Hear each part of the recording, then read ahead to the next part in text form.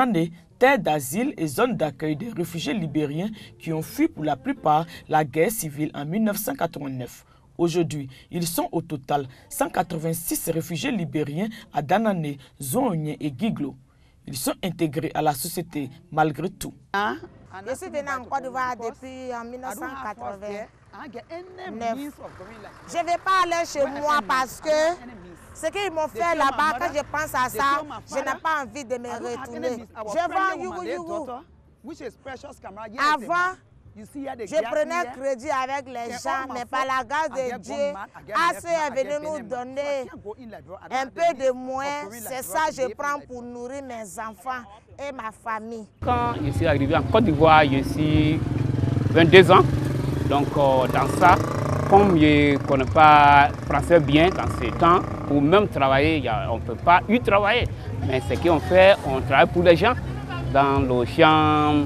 Donc maintenant, c'est l'ACR qui nous aide. Une intégration soutenue par le HCR, l'État et ses partenaires. L'assistance du HCR en la matière de protection des droits, de santé et d'éducation joue un rôle majeur pour guérir les plaies du passé et pour construire un avenir meilleur pour les réfugiés. Si je devais résumer en les mots le travail que le HCR avec le gouvernement font à l'endroit des réfugiés, je dirais que nous nous employons à l'autonomisation du réfugié. C'est le lieu d'encourager la communauté d'accueil. Les chefs coutumiers, notamment, à faciliter l'accès des réfugiés aux outils et moyens de production économique, notamment les ressources foncières. Ensemble avec les réfugiés, thème de l'année passée, reconduit une fois encore pour la commémoration de la Journée mondiale des réfugiés 2018. Un thème fédérateur en vue de mener toutes sortes de plaidoyers en faveur de ces populations en situation d'exil. Selon le HCR, ils sont évalués à 22,5 millions à travers le monde. Un accord intitulé Pacte mondial sur les réfugiés est en cours et devra définir les nouvelles modalités de gestion de la crise des réfugiés. Leader d'associations de jeunesse de l'université Alassane Ouattara, notamment FESI, Réseau, Club de gestion, de cinéma et d'entrepreneuriat universitaire. Au total, une centaine de jeunes leaders mobilisés à la Fondation Félix Houphouët-Boigny pour la recherche de la paix de Yamoussoukro. Cela dans le cadre d'un séminaire de formation des étudiants. L'initiative est de la plateforme de la promotion de la paix et de la démocratie de l'université Alassane Ouattara. Thème de la rencontre, la citoyenneté, la culture de la paix et de la compréhension mutuelle. Objectif, outiller les participants sur la culture de la paix et les mécanismes de prévention et de gestion des conflits dans la perspective d'un environnement universitaire paisible et un comportement citoyen. Éduquer à la paix, c'est former un citoyen solidaire et responsable, respectueux de la dignité humaine et des différences et capable de prévenir des conflits ou de les résoudre par des voies non violentes. Durant 2 jours de formation, plusieurs thématiques ont été abordées qui ont enrichi la connaissance des participants sur les notions de paix. Quand la société est stable, on ne peut que étudier dans de bonnes conditions et par conséquent, l'apprentissage devient très simple et adéquat. Il est important de pratiquer la tolérance parce que sans la paix, on ne peut pas accéder à la vraie vie, au vrai bonheur.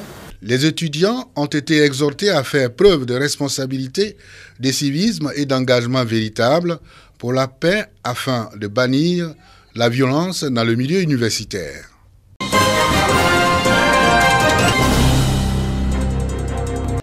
Trouver un stage de vacances, un casse-tête bien connu des élèves et étudiants. Pour les apprenants du centre de formation professionnelle de Korogo, en revanche, aucun problème. Les 20 meilleurs élèves distingués en cette fin d'année scolaire sont les têtes de liste. C'est que, contrairement aux années précédentes, tous les élèves de cet établissement sont admis à effectuer un stage de vacances.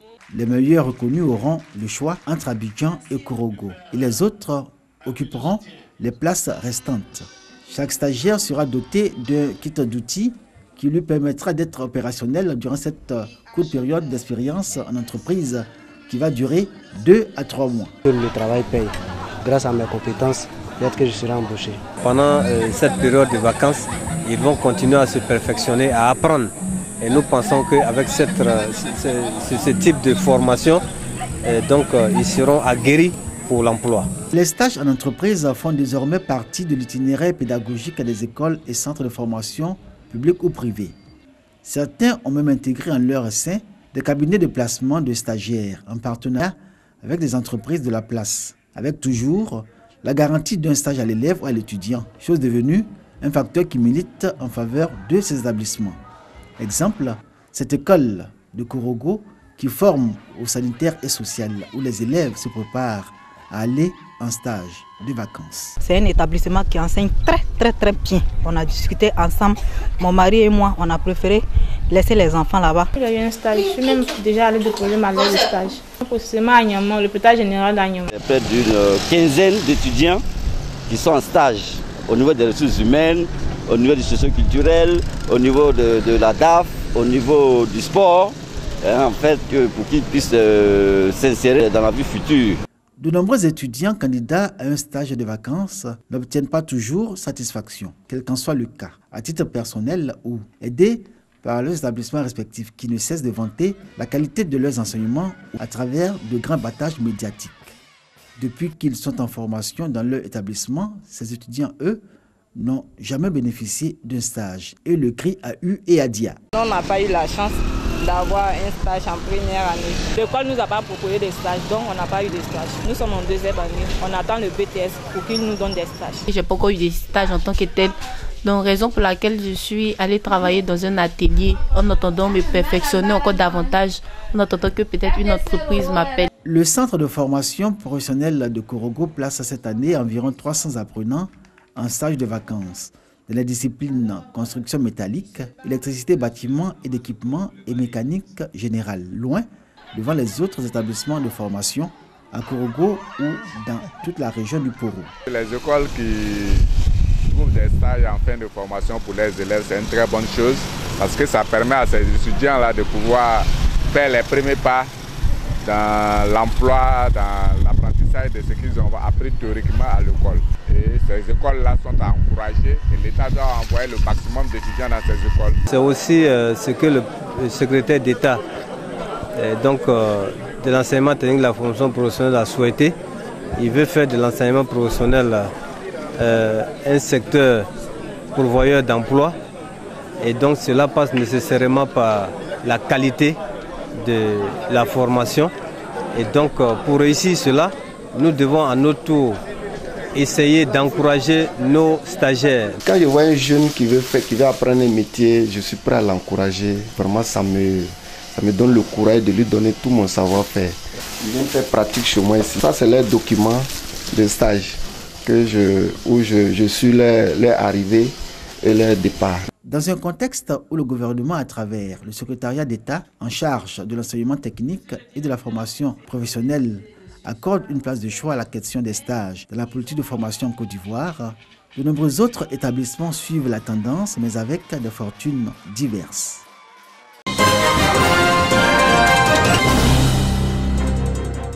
Des bougies allumées dans l'obscurité, symbole de connaissance et qui marquent également l'envie de briller et d'aller de l'avant. Voici le message de la 31e promotion terminale du lycée Mami Adjoa de Yamoussoukro. 275 jeunes filles, toutes séries confondues, prêtes à frapper aux portes des universités et grandes écoles. Il est une tradition établie comme une loi dans notre établissement qui veut que la fin de chaque année scolaire soit rythmée par un certain nombre de festivités qui, en plus de leur forte symbolique, font aujourd'hui partie de l'ADN de notre établissement. Tout en passant le flambeau, ces jeunes filles traduisent leur reconnaissance à tous leurs encadreurs et surtout à celui à qui elles ont décidé de ressembler. Le ministre du Commerce, de l'Artisanat et de la Promotion des PME, ministre de l'Industrie et des Mines par intérim, Souleymane Diarra-Souba. Chers parents, en ces temps si confus où la jeunesse est tourmentée, ravagée par divers maux sociétaux, il est de plus que jamais de bonne loi d'avoir pour soi une main protectrice, un guide fiable. Tenez-vous bien. Papa Souleymane Diarra-Souba, vous êtes pour nous un père. Or, un père est un repère. Pour ces filles, le parrain avait un message bien précis. Mademoiselle Toali Grace Bénédicte m'a fait dire que pour cette année, le score minimum sera de 100% au bac. Le faisant, vous contribuerez à maintenir allumée la flamme de l'excellence, comme vous l'avez reçu en héritage de vos grandes sœurs. Vous pouvez être fiers d'avoir reçu dans ce lycée les éléments de base d'une formation universitaire garantie. Des jeunes filles qui ont proposé à leurs responsables, parents et invités leur savoir-faire culturel, des ballets et surtout des chants.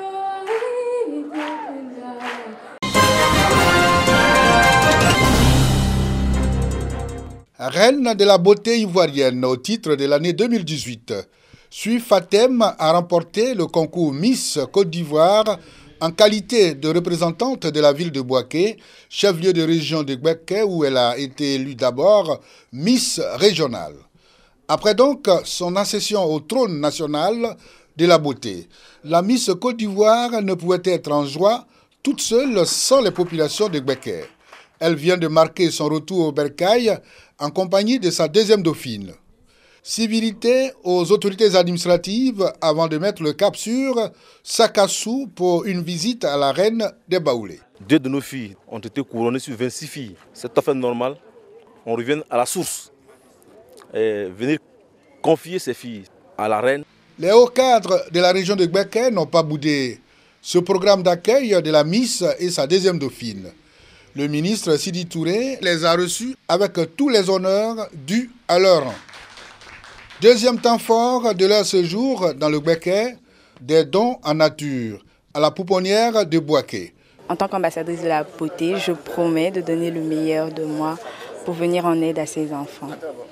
Après le don, place à une conférence de presse animée par le comissi de Gbeke. Ces derniers temps, quand on parle de Bouaké, on parle de pénurie d'eau. Bouaké aussi a la Miss Côte d'Ivoire, la Dauphine Côte d'Ivoire. Et ça, c'est bon pour le moral des troupes. Ne serait-ce que pour ça seulement, il fallait qu'on les célèbre. Franchement dit, c'est une joie qui nous anime. Les Miss, par leur élection aujourd'hui au plan national, montrent aux yeux de tous que la beauté ramène définitivement la paix. Ce que j'ai constaté, c'est qu'il a beaucoup plu hier. J'espère que c'est la Miss qui a amené cette pluie. Un déjeuner au domicile du président de l'ONG Okademe a bouclé le programme des activités des Miss à Bouaké.